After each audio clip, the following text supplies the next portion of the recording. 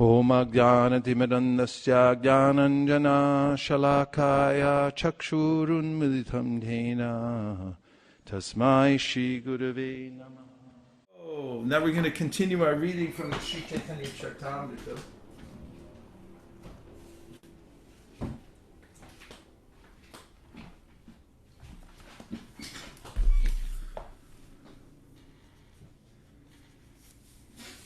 With this fantastic verse and purport. Tesham satata yuktanam pachatam pritipurvakam tadami buddhi yogam tam yenamam upayanti te. To those who are constantly devoted to serving me with love, I give the understanding by which they can come to me. Purport. This verse of the Bhagavad Gita 10.10 clearly states how Govindadev instructs his bona fide devotee. The Lord declares that by enlightenment in theistic knowledge, he awards attachment for him to those who constantly engage in his transcendental loving service. This awakening of divine consciousness enthralls a devotee, who thus relishes his eternal transcendental mellow. Such an awakening is awarded only to those convinced by devotional service about the transcendental nature of the personality of Godhead. They know that the Supreme Truth, the all-spiritual and all-powerful person, is one without a second and has fully transcendental senses. He is the fountainhead of all emanations. Such pure devotees, always merged in knowledge of Krishna and absorbed in Krishna consciousness, exchange thoughts and realizations as great scientists exchange their views and discuss the results of their research in scientific academies. Such exchanges of thoughts in regard to Krishna give pleasure to the Lord, who therefore favors such devotees with all enlightenment. So this is one of the main processes for coming closer to Krishna, is in the association of advanced Vaishnavas to discuss the Supreme Personality of Godhead, both the various tattvas, Bhakti Tattva, Rasa Tattva, Guru Tattva.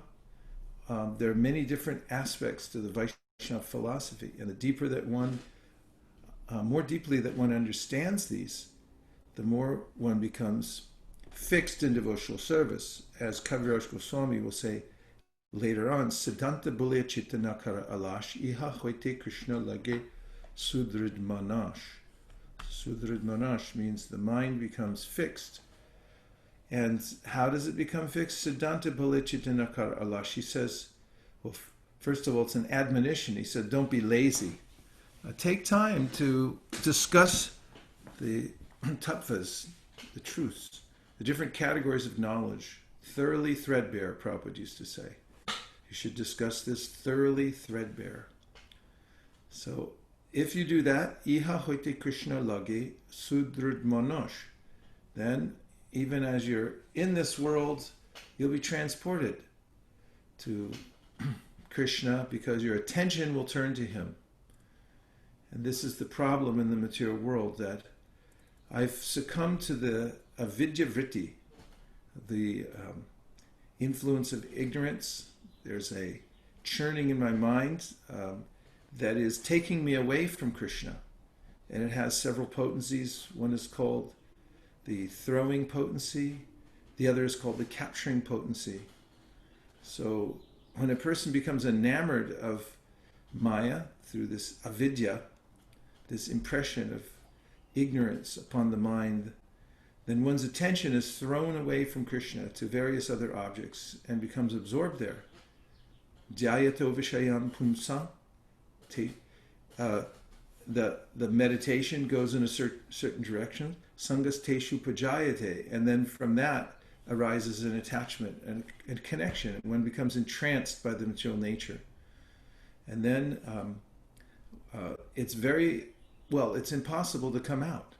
Krishna says, Daivihi eshu gunamayi mama maya duratyaya mameva ye prapadyante maya metam tarantite. So the earlier verses we heard last Sunday and Saturday were about how when somebody's in this condition, it's necessary for that person to meet someone who's free.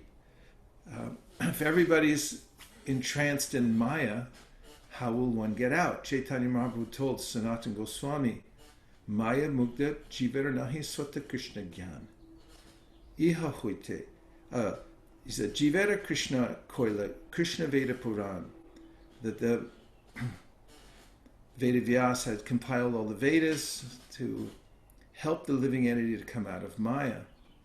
But why will one even read the Vedic literatures? Because somebody approaches and begins to instruct. And that person has taken instruction from somebody who's taken instruction from somebody who goes all the way back to Krishna, because Krishna is the one who's free, forever free. Namam karmani limpanti, Krishna says. I'm always free from the influence of Maya. He's never touched by it at all. So those who are representing Krishna and who can help us come out of Maya, then give us this information. And Caitanya Mahaprabhu said this is the beginning of spiritual life. When you meet a Vaishnav carries the mantras and also the instructions of how and why to chant the mantras. Like a doctor, a Vaidya, he says. And then when one becomes freed from the influence of Maya, gradually coming out of this dreamlike state and entrancement in not only the gross manifestations of the material world, but also the subtle influences that are experienced through the mind. As Krishna says, Mamai vamsho jiva loke jiva bhuta sanatana manak shashtan indriyani prakritistani karshati. The living entity is struggling very hard with the material world, but it's because of the way in which we're focused on the impressions in the mind, subtle impressions, and the false ego connects us to these ideas of I am my body, I belong to this material world, when all the time we have nothing at all to do with the material world. So one of the processes as one's advancing in devotional service is to meet with devotees and discuss the philosophy of Krishna consciousness, as is mentioned in this verse. Prabhupada says, and I like this very much, like professors who are sitting around discussing some scientific findings, and they each have done their research and they mix and match their ideas, and then by discussion they come to even more solidified understanding of the scientific topics they're talking about. So the devotees do this also, and then they become sudrit manash. Their minds become very fixed, and they gradually come out of the dreamlike state of the material illusion.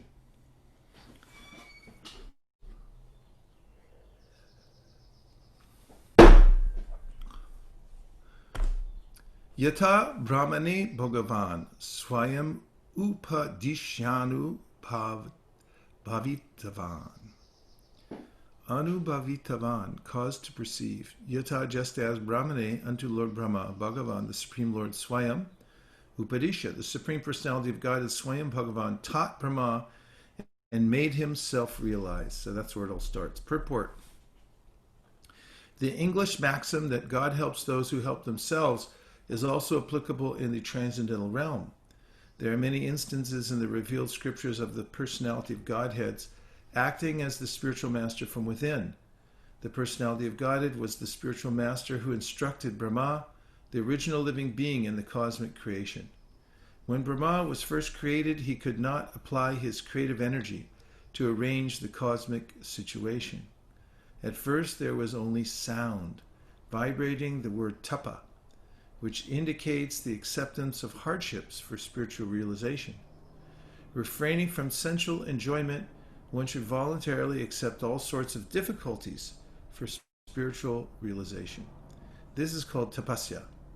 An enjoyer of the senses can never realize God, godliness, or the scientific or the science of theistic knowledge. Thus, when Brahma, initiated by Sri Krishna by the sound vibration tapa, engaged himself in acts of austerity by the pleasure of Vishnu, he was able to visualize the transcendental world, Sri Vaikuntha, through transcendental realization. Modern science can communicate using material discoveries such as radio, television, computers, but the science invoked by the austerities of Sri Brahma, the original father of mankind, was still more subtle. In times, material scientists may also know how we can communicate with the Vaikuntha world. Lord Brahma inquired about the potency of the Supreme Lord, and the personality of Godhead answered his inquiry in the following 6 consecutive statements.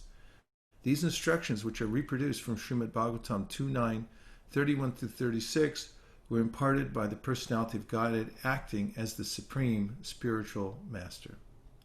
Jnanam parama guhyam me tadvi jnana samanvitam sa rahasyam tadangam cha grihana gaditam maya. Please hear me attentively. What I shall speak to you for transcendental knowledge about me is not only scientific, but also full of mysteries. Purport. Transcendental knowledge of Sri Krishna is deeper than the impersonal knowledge of Brahman, for it includes knowledge of not only his form and personality, but also everything related to him. There is nothing in existence not related to Sri Krishna. In a sense, there is nothing but Sri Krishna. And yet nothing is Sri Krishna save and except his primeval personality. This knowledge constitutes a complete transcendental science, and Vishnu wanted to give Brahmaji full knowledge about that science. The mystery of this knowledge culminates in personal attachment to the Lord, with the resulting effect of detachment from anything non-Krishna. There are 9 alternative transcendental means of attaining this stage: hearing, chanting, remembering, serving the lotus feet of the Lord, worshipping, praying, assisting, fraternizing with the Lord, and sacrificing everything for him. These are different parts of the same devotional service, which is full of transcendental mystery. The Lord said to Brahma that since he was pleased with him, by his grace the mystery was being revealed. Text 52.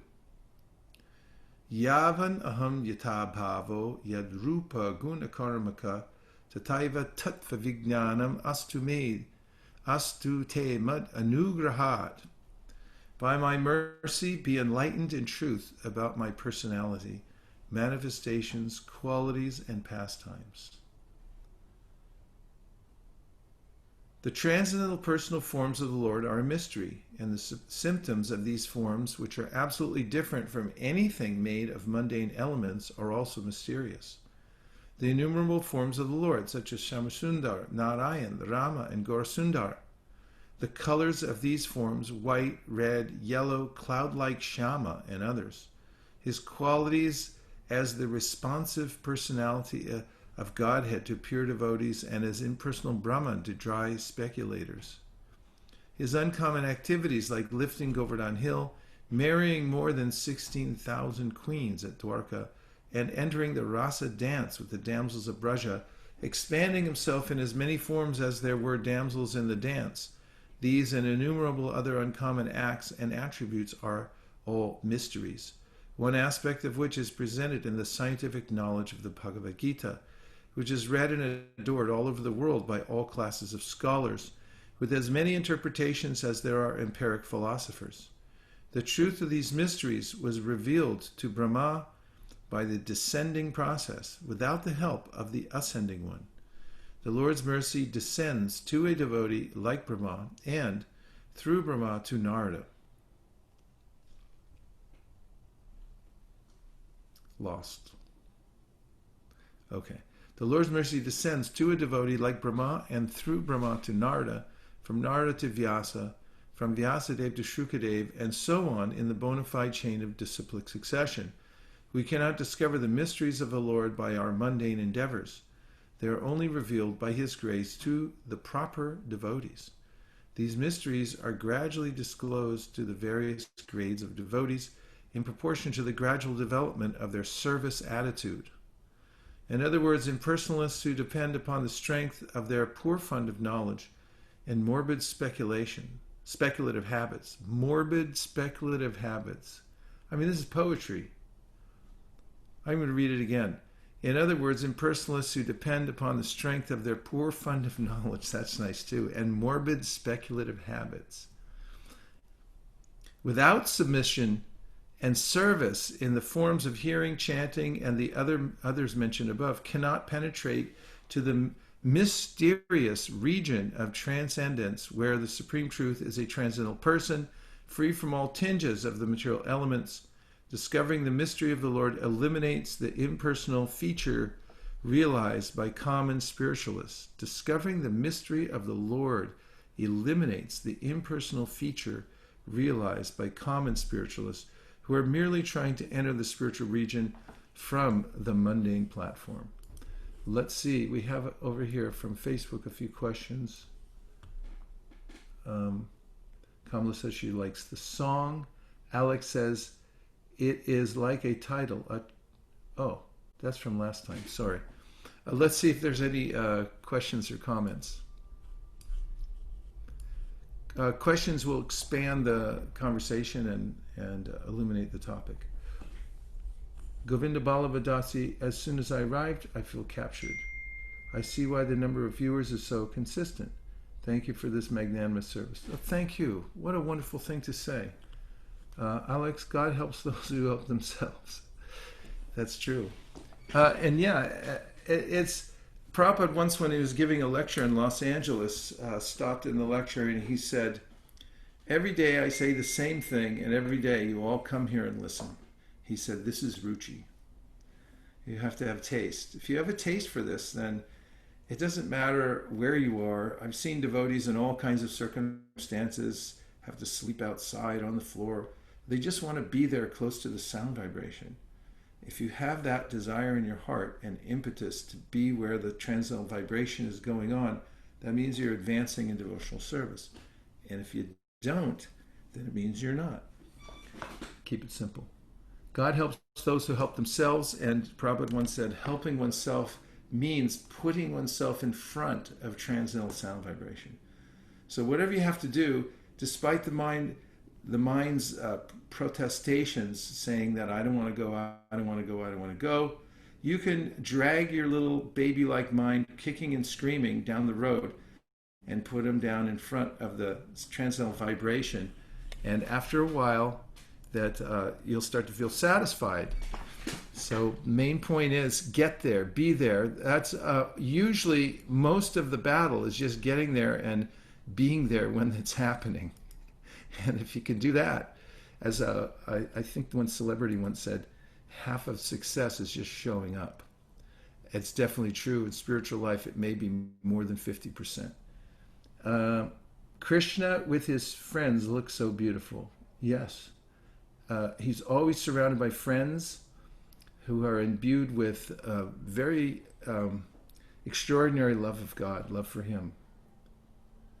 And Madan said, what is example of mundane platform? Well, when we say platform, we're really talking about a state of consciousness. And the mundane platform is defined by Krishna himself when he's at Kurukshetra at the eclipse. And all the sages have come there, the residents of Vraj have come there. And he says, yes, Maburi Kunipe Tudatuke, Sudi Kalitradishu Bhoma Ijidi.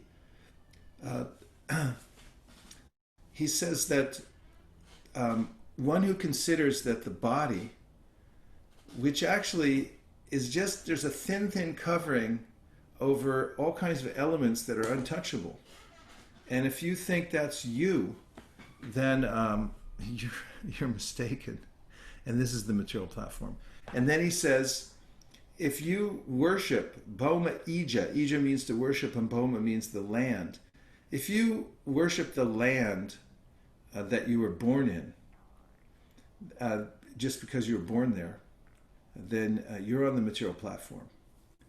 And then finally he says that if you go to a holy place, yatirtha buddhi salilena karichij, but you don't spend time to hear from the sages, from the advanced devotees, because advanced devotees gravitate towards the holy places, and you can find them, but you have to look around.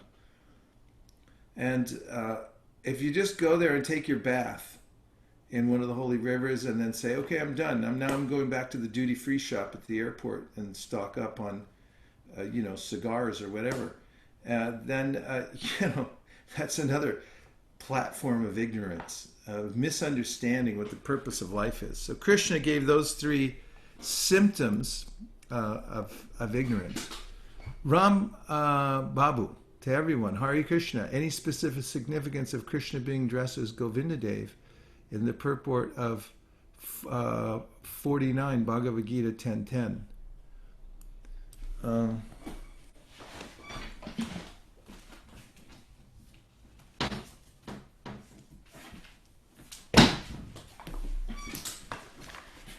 One second, Prabhu.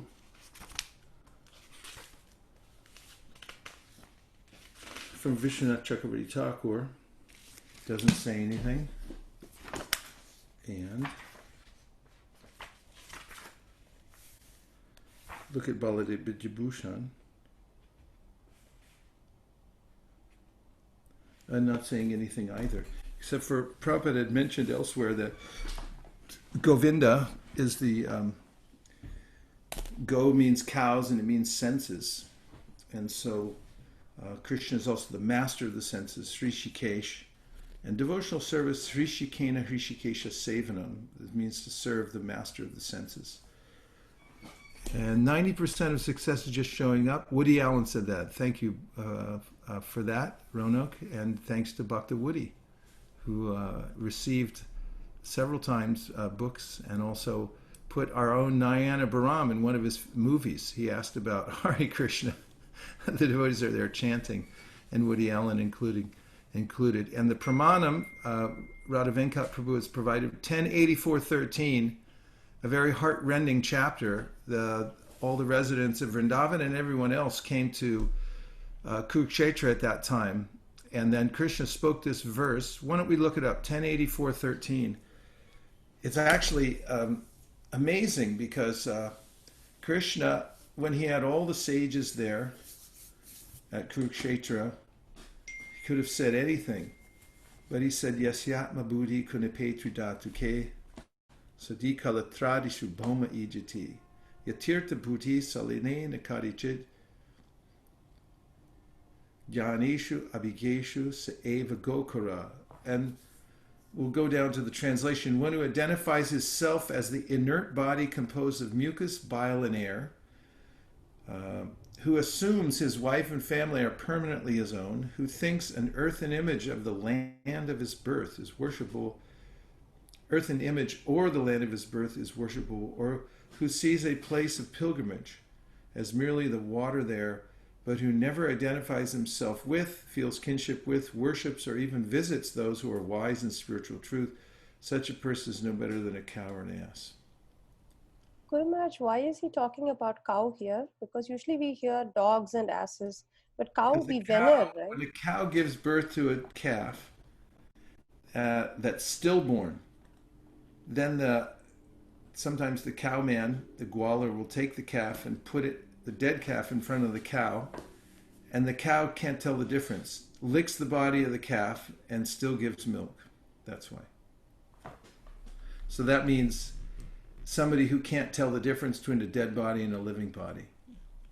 So materialistic people worship the body. They have red carpet gala events where everyone comes out and said, what are you wearing? What are you wearing? What do you care? Says Shukadeva Goswami. He doesn't wear anything. Okay, so let's see the next verse, please. 1084:13.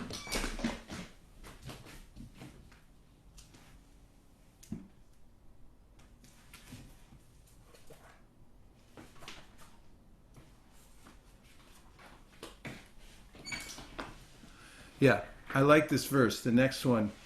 See, Lord Krishna just said that, right? And now, here's Shukadeva Goswami said, hearing such unfathomable words from the unlimitedly wise Lord Krishna, the learned brahmanas remain silent, their minds bewildered. Is there a purport there? Purport?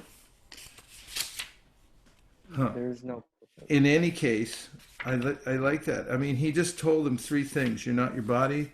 If you worship your homeland, you're in ignorance, and also that if you go to a holy place, and that look at the sages. This shows an advanced personality.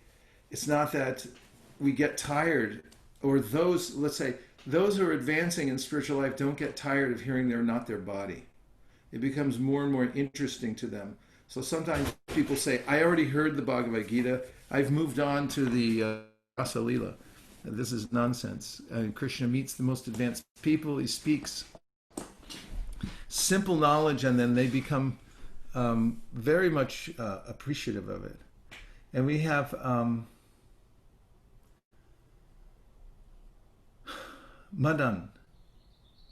I thought the sound in the beginning was Om. This says Tapa. Did I understand it right? Yeah, he said Tapa. So, Atate pe susuchiram prinam govinamaviyam.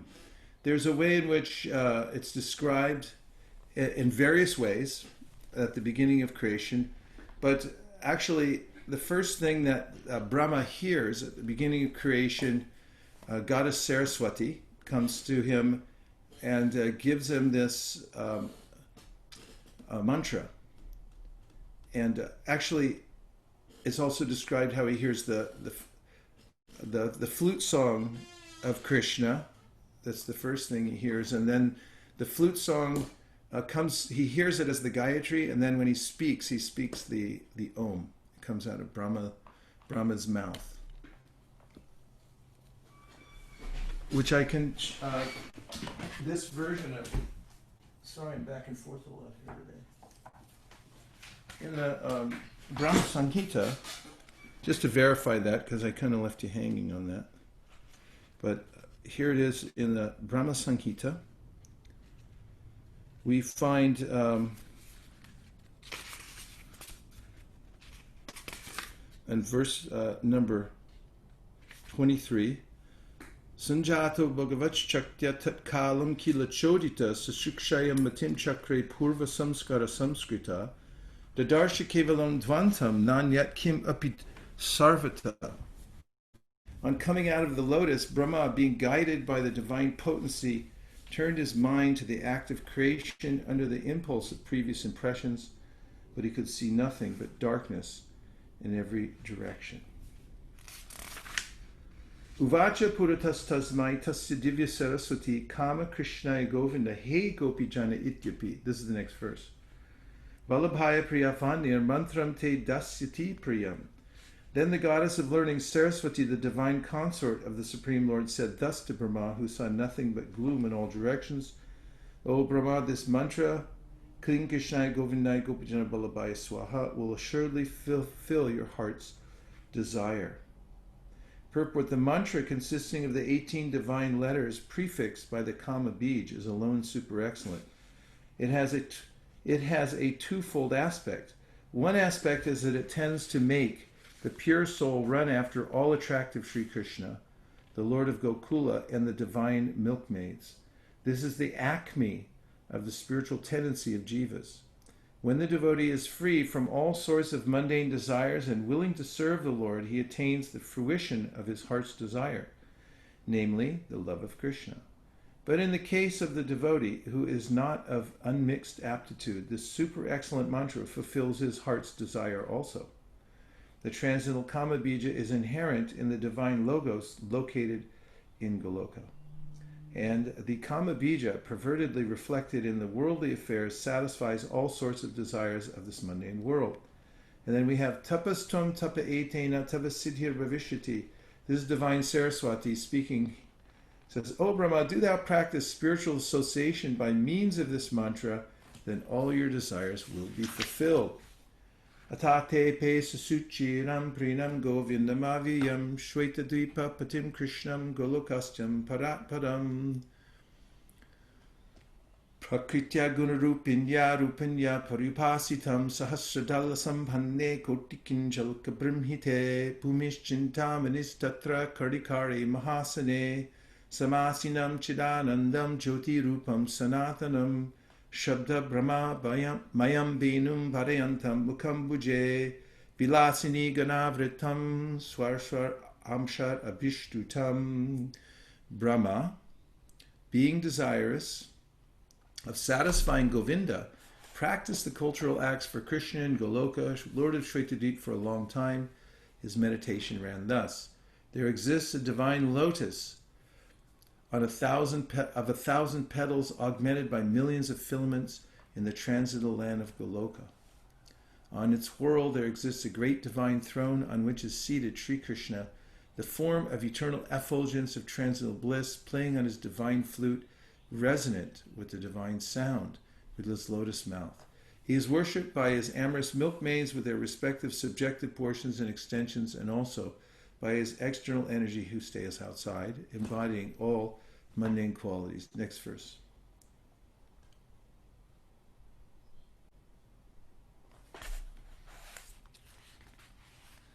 Here you go. Atavenu naradasya traimurti mayigati spuramti praviveshashu mukabjani swayambhuva gayatrim gayatastasmad adigatya sarojaja samskritashchari gununa dvijatam agamattata.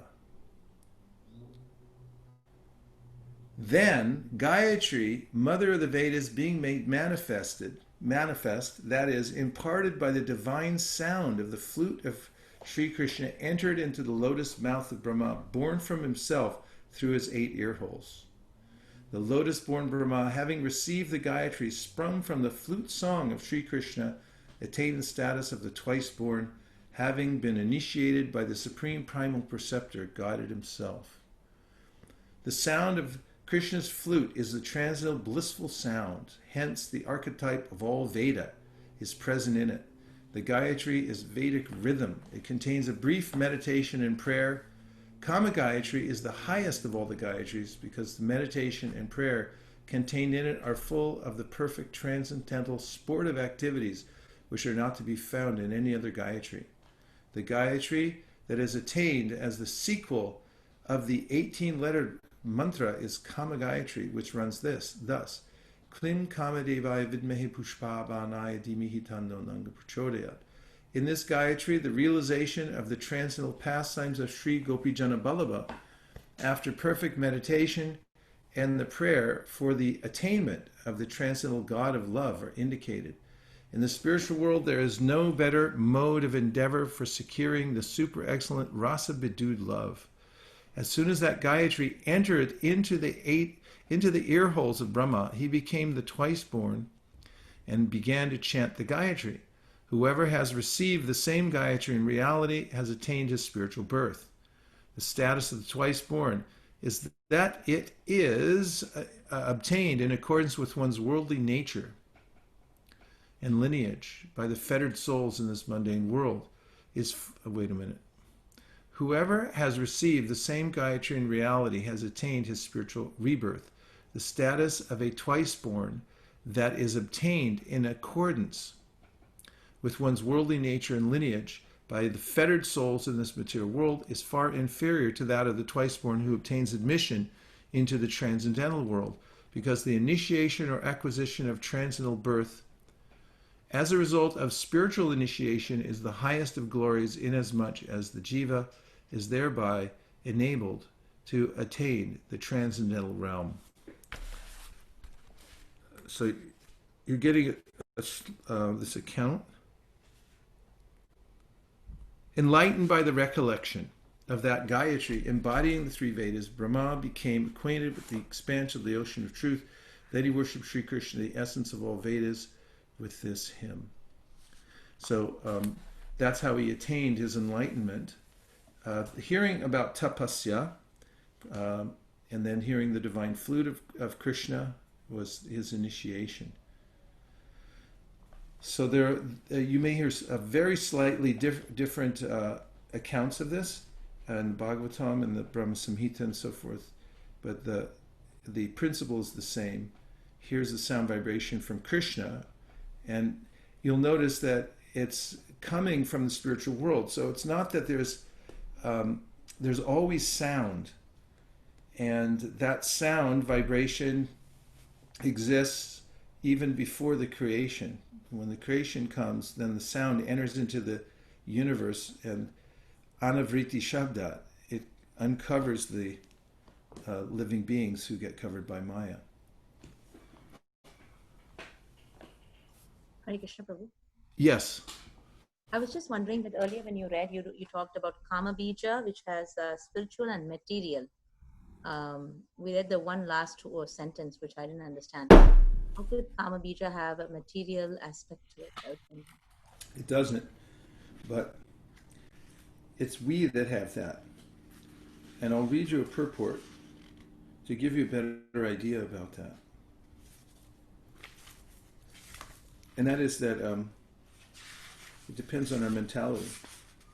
I'll read you two sections to give you an idea about this, okay? Mukarnavinda, find me is he on here?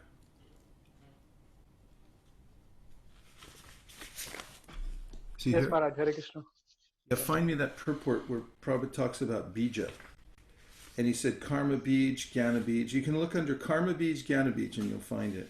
Okay. Yeah. And then he explains there what a bija is in the first place.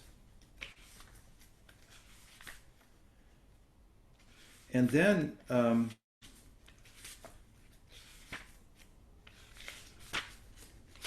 yes, so the vibration. Yeah, first, actually, I'll read you this one first, and then I'll read that one second. So this is from 7:9:27. And these are in Prahlad Maharaj's prayers. And so this is what he says in 7:9:27. Naisha paravara bhavato nanusyat jantoriyata masuridoja katastatapi. Samsevaya suratarore vate prasada sevanu rupam udayona paravarattvam. Unlike an ordinary living entity, my Lord, you do not discriminate between friends and enemies, the favorable and the unfavorable, because for you there is no conception of higher and lower. Nonetheless, you offer your benedictions according to the level of one's service, exactly as a desire tree delivers fruits according to one's desires and makes no distinction between the lower and the higher. Now please lend your ears, because this will blow your mind. It's such a nice purport. It's poetical and it's perfect in all ways. A direct connection with Prabhupada through this purport. Are you ready? Are you sure? Okay.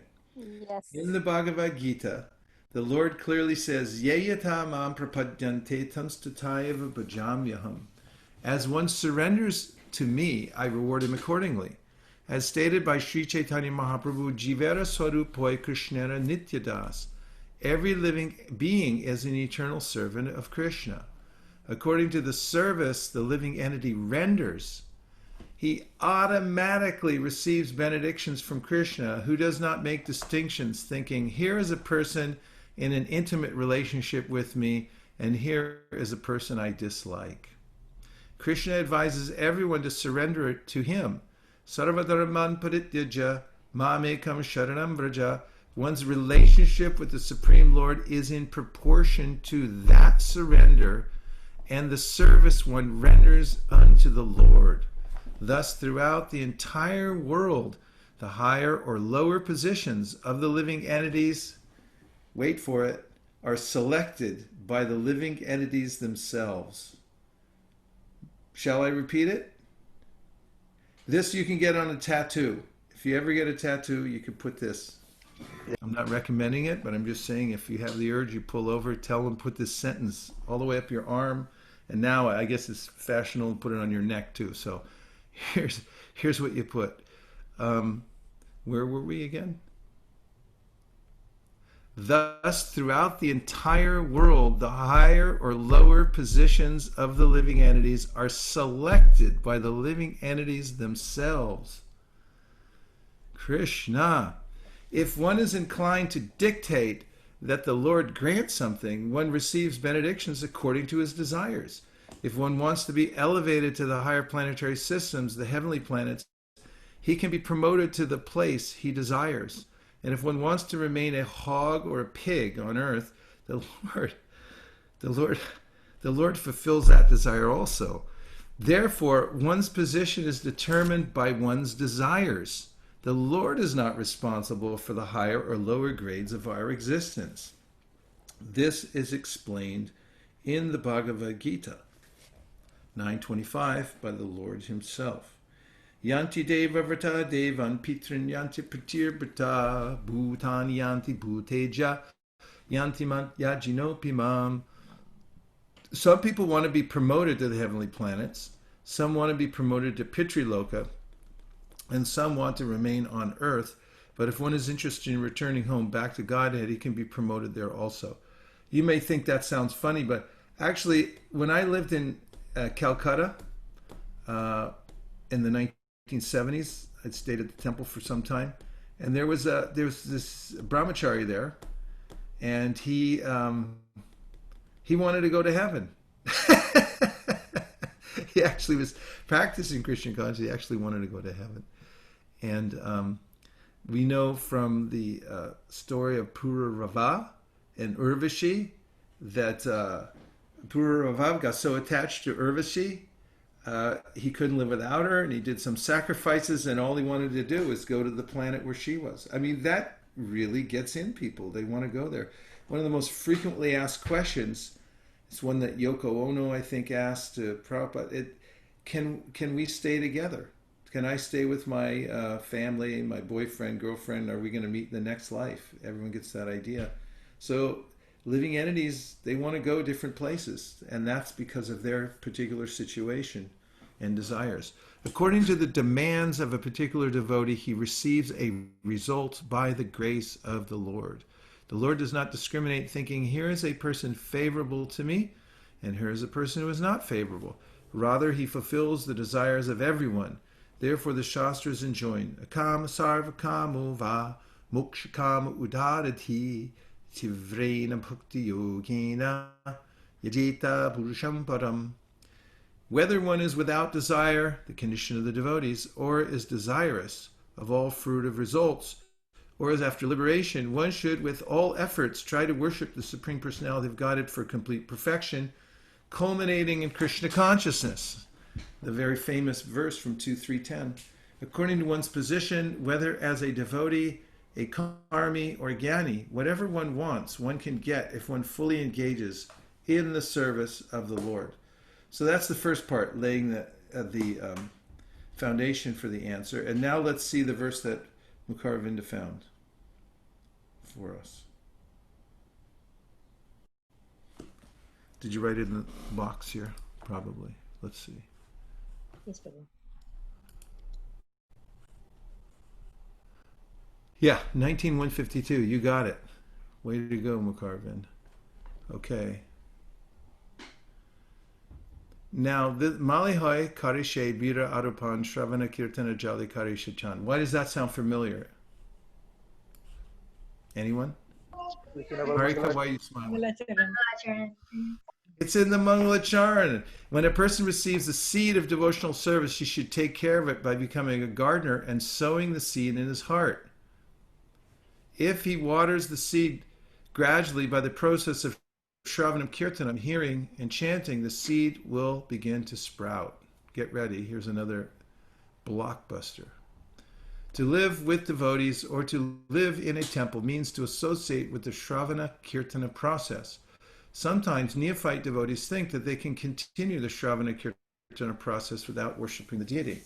But the execution of such Shravana Kirtana is meant for highly developed devotees like Haridas Thakur, who engaged in the Shravana Kirtana process without worshipping the deity. However, one should not falsely imitate Haridas Thakur and abandon deity worship just to try to engage in Shravana Kirtana. This is not possible for neophyte devotees. The word Guru Prasad indicates that the spiritual master is very merciful in bestowing the boon of devotional service upon the disciple. That is the best possible gift the spiritual master has to offer. And that, again, in the same theme of the chapter we've been reading about at Vande Guru Nisha Bhaktans, the first thing that Kaviraj Goswami says, offering the basis to the Guru, and later on he says the Guru is a manifestation of Krishna. And this is very important because there's a way in which Krishna, well, let's just put it this way. As Krishna says in the Bhagavad Gita, Atma pamyena sarvatra samam pashiti Arjuna, sukham va yarivadukam sayogi paramomataha.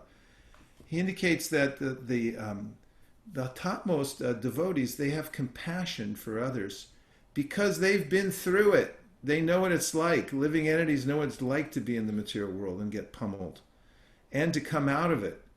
And therefore, they have full knowledge of the experience of other living entities in this material world. Sukham va yarivadukam. They know what the so-called happiness is. They know what the distress is in the material world. And therefore, atma pamyena, they identify. And that's why the mercy comes out of them, because they feel so compassionate to others for their suffering, and they want to relieve them of that suffering. And so the devotees those are the ones who have awakened and then want to awaken others. Okay, let's keep going in the purport.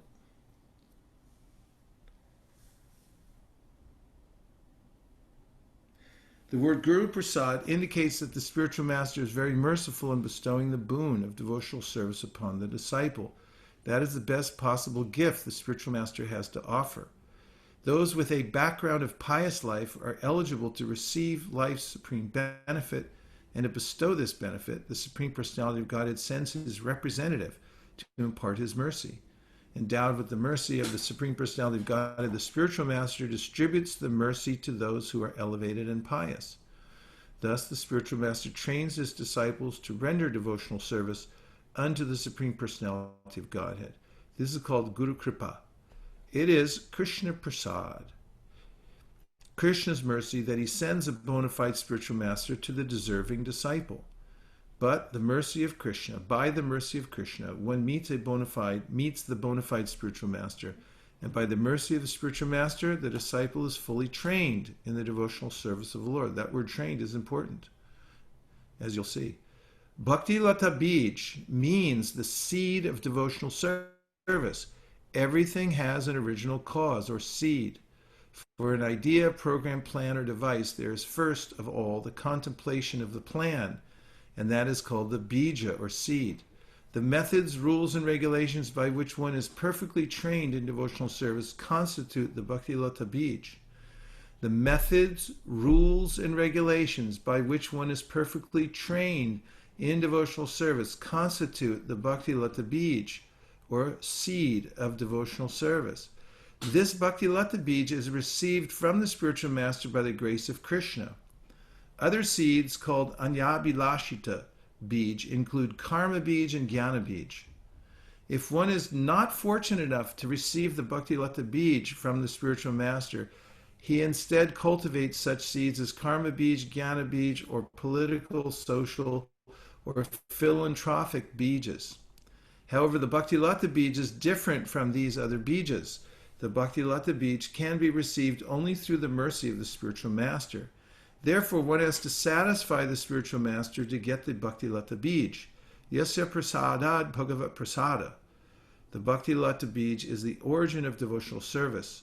Unless one satisfies the spiritual master, he gets the bija or root cause of karma, jnana, and yoga without the benefit of devotional service. But one who is faithful to his spiritual master gets the Bhakti Lata Bij. This Bhakti Lata Bij is received when one is initiated by the bona fide spiritual master. After receiving the spiritual master's mercy, one must repeat his instructions, and this is called Shravana Kirtana, hearing and chanting. One who has not properly heard from the spiritual master, or who does not follow the regulative principles, is not fit for chanting, kirtan. This is explained in the Bhagavad Gita. Vyavasayatmika buddhir ekeha kurunandana.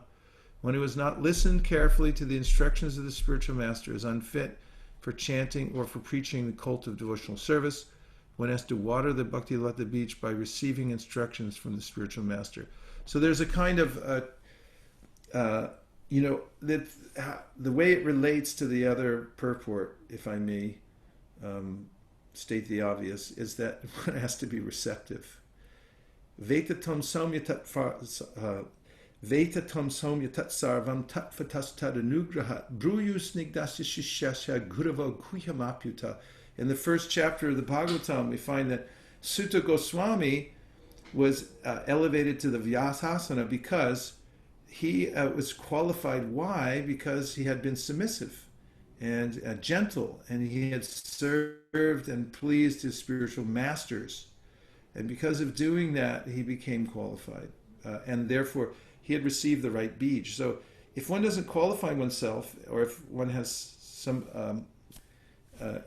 other kind of qualify oneself by being submissive and rendering service, then one can get some material conception, even upon hearing the transcendental sound vibration or receiving the mantra. One may misuse it or think it's something mundane. And people do that. There's lots of people that go ahead and they speak Bhagavatam, but the admonition given, Sanatana Goswami, Avaishnava Mukund Giranam Putam Harikatam Ritam. Shravanam Naiva Kartavyam Sarpochista Yatapaya. He says you shouldn't hear the vibration from somebody who doesn't have a pure motive, because it'll contaminate you. Is that all right? Thank you so much. Okay, sorry for the long answer.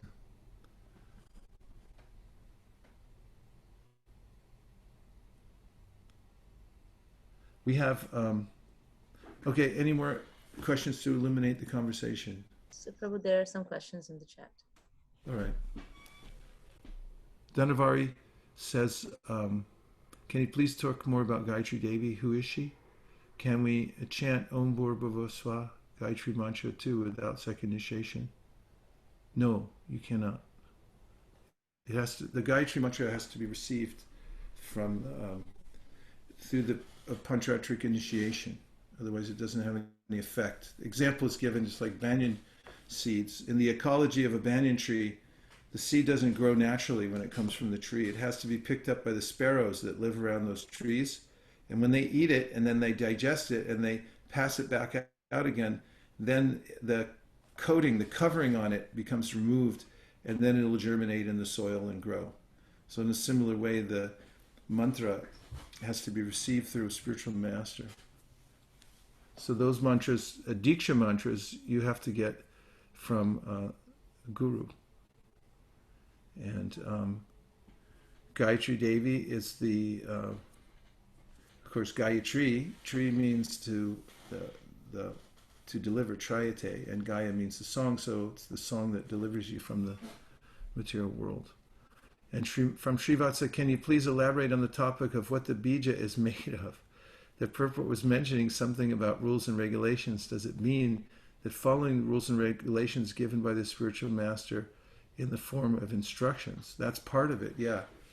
And as you mentioned, by training. So training takes place when one is submissive and follows the rules and regulations and properly hears with the right attitude of submission.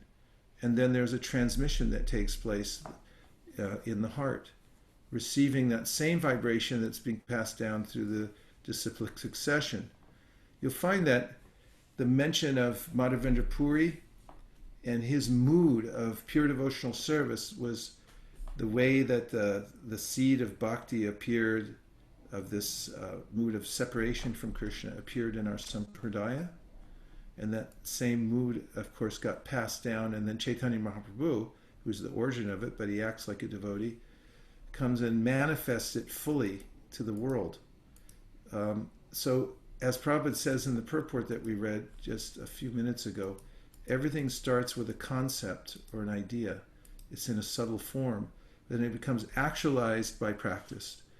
And when you follow the instructions as given by the Guru and you submissively hear, then naturally that grows within the heart. Vaikuntha Nayaka Prabhu, all the way from South India. We can talk about the creation a bit. In some terms, it is mentioned that Krishna created the universe, whereas at other places it's also mentioned that just like the Lord, the universe is also eternal. It just comes into existence and goes, but it is eternal as the Lord. So can you help us understand which is correct? Well, Krishna describes it in the 8th chapter of the Bhagavad Gita. He said it comes and goes. Bhutva bhutva praliyate. Sometimes it's manifest and sometimes it's not manifest, but the energy is eternal. So there's three energies of the Lord: Vishnu Shakti Para Prokta, Kshetra Gyakya Tatapara, Avidya Karma Sangyangya, Tritaya Shakti Rishate. He has these three main Shaktis: the internal potency, the external potency, and the marginal potency, which is the living entity. And that external potency comes and goes. So sometimes it's nondescript. It's an energy that comes as a pradhan, and it doesn't have any differentiation. But then when the Lord glances at it, then the differentiation appears, because he infuses it with his energy, which is time energy, the energy of karma, and the jiva. The jiva has previous karmas, anadi karma, beginningless karma, that then agitate the modes of material nature, that then form into the modes of material nature. And there's a progression from that nondescript state, and then it begins to take shape and it evolves into the various forms we see in the Mahabhutas, the great elements, and then the subtle elements, which are behind everything. And that all is manifest out of that particular external energy. But then, after some time of it being manifest, about 311 trillion years, then it becomes, then Krishna destroys it, or unmanifests it again. It appears as if it's being destroyed. For instance, in the universes, these huge winds come and they dry everything up, and then fire comes from the mouth of Anantasheshan and burns everything up, and things start to collapse again back into, and then it comes back into its non-manifest form. Then the evolutes go in reverse order, reverse engineering, and it goes back into this nondescript state. It goes back into the body of Mahavishnu. And it is said, Yasyaika nishvasita matavalamya jivanti loma bilaja jagadandanata vishnur mahan sahiya yasyaka kalavishesho govindamadi purushamta mahambajami, that the universe is manifest on the exhalation of the Lord. That's how tiny we are. All the Brahmas come out during that time of the exhalation, and it's 311 trillion years. It seems fantastical to us, but for Mahavishnu, it's just a breath. And it's all taking place. It's manifesting and then unmanifesting. And the living entities there are within that mix. And they go into the body of Mahavishnu, and they go into susupti, or this a dream without, sleeping without dreams. They're in suspended animation. And then when he breathes out, all the living entities get remanifest again. And as we know from the Bhagavatam, first canto, second chapter, asau gunamayer bhavir, Bhuta Sukshmendriyatmabi swa nirmiteshu nirvishto bhuteshu tadgunan. The super souls there with the living entity reminds the living entity that here's what you wanted to do. Here's all your desires. The impressions then remanifest, and he takes up in his endless pursuit to try and enjoy the material world. So that energy is eternal. It's always been there. It always will be there, that material energy. It always exists. So it's a matter of being manifest or not manifest. Whereas the spiritual world, Krishna says, Parastasmatu bhavo nyo vyakto vyaktat sanatana yaksak sarvishu bhuteshu nashyatsu na vinashati. There is another energy, he says. You don't have to settle for this one. There's a higher energy. It's my supreme energy. And it's always manifest.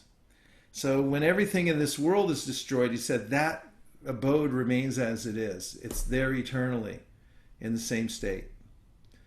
So the material world is a very frustrating situation for an eternal soul, because we're not used to stuff degrading and falling apart and then being unmanifest. It's very disturbing, isn't it? Anyone? Yes. So he said, Krishna says, go back to the spiritual world. You'll like it much better. Shamalangi. Was that okay, Vaikunta Nayaka, Prabhu? Okay. Yes, Maharaj. Thank you very much. Okay, good. Shamalangi says in the Vande Gurum Isha Bhaktan verse, it talks about the incarnation, Advaita Aprabhu, and plenary portion Nityananda Prabhu. How is the incarnation and plenary portion different? Well, that's explained in the chapters that are coming up. Mahavishnu, Advaita Acharya, he's an incarnation of Mahavishnu. So Mahavishnu has some connection to the material world in the sense that he's overseeing it. As we just described, he's breathing in and out, and he has some awareness of the plight of the living beings in the material world. And Nityananda Prabhu is known as the Akhanda Guru. He's the first manifestation of Guru, and he's the first expansion of Lord Caitanya. And he's the same as Balaram. So those subtle differences will all be explained in the upcoming chapters, but they're very technical. The mood is that, or the designations of their personalities are that Lord Nityananda is the first manifestation of Guru. He's also the best servitor of the personality of Godhead, and Advaita Acharya is the one who calls the Lord to come down to the material world in the first place, because he's overseeing that creation and he sees that the Lord is necessary there. The semantics of plenary portion and incarnation are very slight. Tadiya Seva Prabhu says, I feel that keeping purity in mind is very difficult always. Is there a way that we can consistently remain pure in mind? Yes, there is. The process is to incessantly chant Hare Krishna. And if you chant Hare Krishna 24 hours a day, chant without stoppage, then you can stay in a pure state. And if you can't do it without stoppage, then do it at least once a day with as much concentration as you can. I'll give you a little bit of evidence for that, if I may. From the Bhagavad Gita, there's a couple ways in which Prabhupada talks about this. The first one is in the 8th chapter of the Bhagavad Gita, where Lord Krishna's describing how we have to be in pure consciousness when we leave this world, because if we're not, we'll be reattracted to the material energy and we'll take birth again. So then he says, therefore, tasmat sarveshu kaleshu, this is 8.7, of course, mamanushmara yudyacha mayarpita manobhuri mami vaishyasya samshaya. So here he says, therefore Arjuna, you should always think of me in the form of Krishna, and at the same time carry out prescribed duty of fighting. With your activities dedicated to me, and your mind and intelligence fixed on me, you will attain me without a doubt. Now listen to the purport. This instruction to Arjuna is very important for all men engaged in material activities. The Lord does not say that one should give up his prescribed duties or engagements. One can continue them and at the same time think of Krishna by chanting Hare Krishna. This will free one from material contamination and engage the mind and intelligence in Krishna. By chanting Krishna's names, one will be transferred to the supreme planet, Krishna Loka, without a doubt. It is without a doubt. He says this again in the 9th chapter. If you'll go to 930, please. And actually go to 931. So 931 is a follow-up to 930, in which Krishna says, Apichet sudaracharo bhajate mam ananya bhak sadhureva samantavya samyag vyavasitohisa. In that 930, he's saying that even if you still have worldly consciousness, which means sudarachara, even if you really got worldly consciousness, if you're trying to become Krishna conscious, Krishna says, you're good. Don't worry, you're a sadhu. And he says, everyone should know this and everyone should say it emphatically. And here's the reason. Look at the next verse. Next verse, he says, Shripram bhavati dharmatma shashvashanti negachati konteya patijanihi name bhakti pranashati. Now I'm going to read to the verse in purport. He quickly becomes righteous and attains lasting peace. O son of Kunti, declare it boldly, my devotee never perishes. This is emphatic, Krishna is saying, that you're gonna make it. You're gonna be successful, even if you think you're the most worldly minded person in the world. And here's more of an explanation in the purport. This should not be misunderstood. In the 7th chapter, the Lord says that one who is engaged in mischievous activities cannot become a devotee of the Lord. One who is not a devotee of the Lord has no good qualifications whatsoever. The question remains, then, how can a person engage in abominable activities either by accident or by intention be a pure devotee? This question may be justly raised. The miscreants, as stated in the 7th chapter, who never come to the devotional service of the Lord have no good qualifications, as is stated in the Srimad Bhagavatam. Generally, a devotee who is engaged in the 9 kinds of devotional activities is engaged in the process of cleansing all material contamination from the heart. He puts the Supreme Personality of Godhead within his heart, and all sinful contaminations are naturally washed away. Continuous thinking of the Supreme Lord makes him pure by nature. According to the Vedas, there is a certain regulation that if one falls down from his exalted position, he has to undergo certain ritualistic processes to purify himself. But here there is no such condition, because the purifying process is already there in the heart of the devotee due to his remembering the Supreme Personality of Godhead constantly. Therefore, the chanting of Hare Krishna, Krishna Krishna, Hare Hare, Hare Rama, Rama Rama, Hare Hare should be continued without stoppage. This will protect the devotee from all accidental fall downs. He will thus remain perpetually free from all material contaminations. That's the solution to all problems. Chant Hare Krishna constantly, without stoppage. And if you can't do it without stoppage, then at least do it once a day. That's what the acharyas say. If you can't do it 24 hours a day, at least do it once a day. And the more concentrated and more from your heart that you do it, the more successful you'll be. Oh goodness, Alex says, considering that the perfection of religion is to hear and chant, why Krishna exhibited his householder pastimes, why when Krishna exhibited his householder pastimes was he offering elaborate worship to all the demigods, especially considering that Krishna says that one who worships other gods worships him in a wrong way. If you worship, of course, Krishna is showing in his daily activities as he's showing that the various ways in which one keeps one's senses engaged. He wakes up, he looks at the form of a cow and a calf, and then he takes a bath. There's certain mantras that he does, certain rituals. These all have to do with ways to regulate the senses, because householders have various duties to do in the Vedic system, which he was following.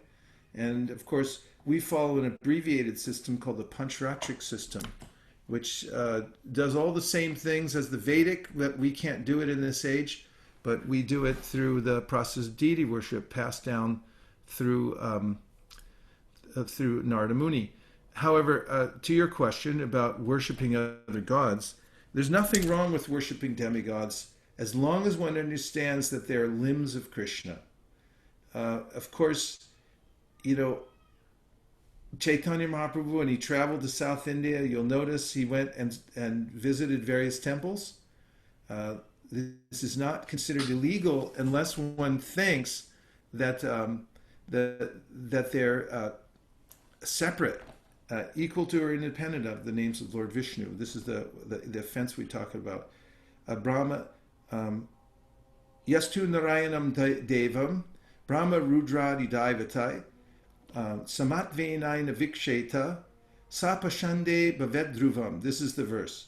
So this verse says that it's a fixed principle that if you think Brahma, Shiva, and other demigods are the same, Samatvenaina, they're the same as Vishnu, then you're a Pashandi. which means you're an atheist. You've really lost your mind, and you're not going to make any advancement.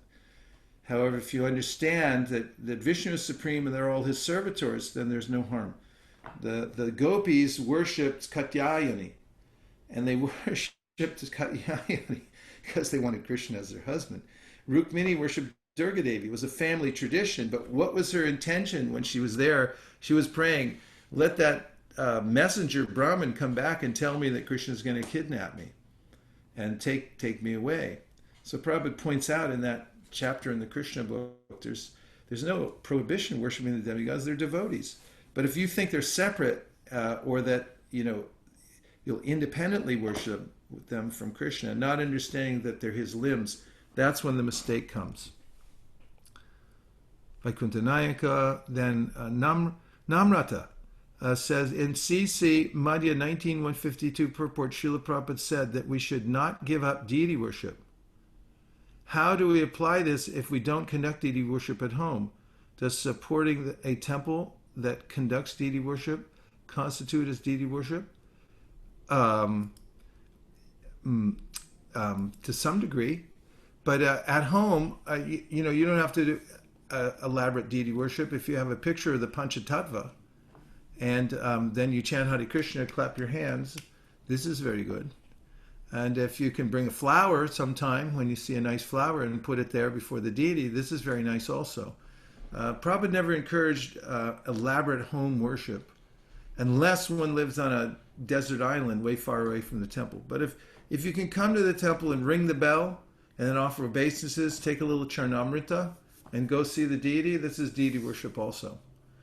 And if you like it, and you learn how to offer incense and do some of the pujas, you'll find that it's very, very engaging. So all the different levels. I know many exalted sadhus in God brothers and sisters and so forth. Some of them are more into deity worship and some are less inclined. We're really running out of time, but there's a couple more questions over here. Preeti Radhika said, we have nothing to do with this material world. Hope we won't realize this on our deathbed when we leave everything behind. Instead, practice day in and day out. That's good advice. Thank you. Ishvari says, Gopal Gayatri mantra works like a charm. Literally.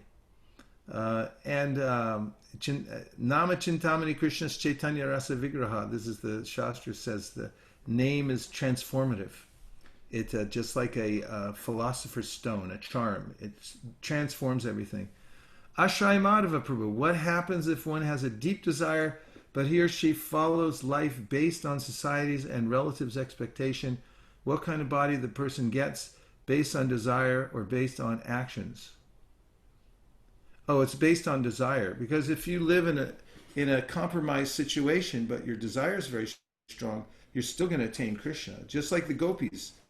During the Rasa Lila, some of the gopis were restrained by their family members. They couldn't leave the house to go out. But Vishwanath Chakravarti Thakur says they made complete advancement in that anxiety that he couldn't be there. There's so many examples. Raghunath Das Goswami lived in a family that Mahaprabhu said they were materialistic. And even though they were kind of, they're devotional, but they were materialistic by his standard. But he advised Raghunath Das Goswami to stay with his family until the opportunity came for him to go. We don't recommend staying with those who are materialistic, but if you're in a situation that seems disadvantageous, with your family members, you can remember Prahlad Maharaj. He was stuck with the greatest child abuser of all time, and he's the greatest devotee of all time. So that devotional service is not stopped in any circumstances that are external. So it does have to do with desire. And Sai Lakshmi says, why is regulative principles emphasized so much here? Chanting is for cleansing material desire in our heart. Isn't that right? I'm trying, but I am not perfect in my regulative principles. Oh, well, you will be. It's just a matter of a little practice and association, that's all. It takes some time. The main thing is that you remember Krishna first. Yena tena prakarena mana Krishna naveshayat. If you remember Krishna, then naturally you'll get purified and you'll be able to follow the principles. And when you follow the principles and chant Hare Krishna, then you'll do well and you'll do better and better. Krishna confirms this in the Bhagavad Gita, 7th chapter, when he says, Yesham tvanta katam papam jananam punya karmanam te dvanva mohanir mukta bhajanti mam drida, that those who get free from sinful reactions, which means I'm still attached to these samskars in my mind that make me do sinful things and bad habits and so forth. But once those get purified, then you become very, very fixed up in the practice of devotional service and drida with great determination. And this is nishta, or the steady practice of devotional service when you're not being pushed around by these great robbers of our wealth of life, the senses that are surcharged by Rajaguna. Well, thank you very much, everybody. I don't want to keep you up late because I know you all have to get up by the couple hours before dawn, so you can channel your rounds. Hare Krishna, Lakshmi Van Prabhu, good to see you. My obeisances. Hi. Wow, good to see you all. Thank you very much. Dennis and Karina, Hare Krishna, good to see you. I'll answer your email soon. How are you, Lakshmi Van Prabhu? Much better. Health is much improved. Hare Krishna. Thank you, Prabhu. Vrinda is on. She should look and see your flutes back here. She's also a flautist. You see the flutes? Hare Krishna. Hare Krishna, everybody. Hare Krishna, Danda Pranam. Hare Krishna. Good to see you, Varshana. Hare Krishna. Hare Krishna. Hare Krishna, Priya Kishori. Dandavat pranam, Saiva Prabhu. My obeisances to you. Hare Krishna. Well, thank you very much, everybody, for coming, and keep the vibration going. That's the that's the final advice. Hansapriya's out in the blue sky there. It's still light down there in the South Bay. All right. Well, I didn't get my walk in today, so I'm going to go for a walk, and I'll look forward to seeing you all very, very soon. And Hare Krishna. Hare Krishna. Haribo. Haribo. Krishna. Nachari Armarman, Nachari Armarman, Nachari Armarman, Nachari Armarman, hey, Nachari Armarman, Nachari Armarman, Nachari Armarman, Nachari Armarman.